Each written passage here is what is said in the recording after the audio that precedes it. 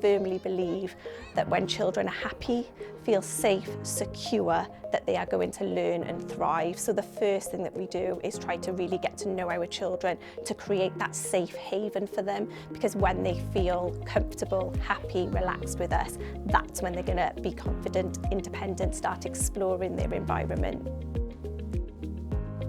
Our planning is based around the season. We look at what season it is and what that can offer us in terms of planning. As alongside that, we have special days, so things that are coming up. We also use things that are going on in the world. There was a space shuttle being launched in the UK, and we just mentioned that to the children, and they started talking about it, asking questions about it, which led to us watching videos, clips of news documentaries. They were asking, looking up into the sky. We actually bought a telescope, so little things like that. The curriculum for Wales, we felt like it gave us was the time to sit back and reflect on things, and that reflection has given us as practitioners the joy in learning back.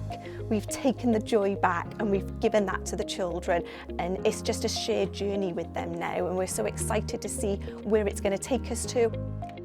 The children lead the way and we go where they follow, so that's the best thing about our job.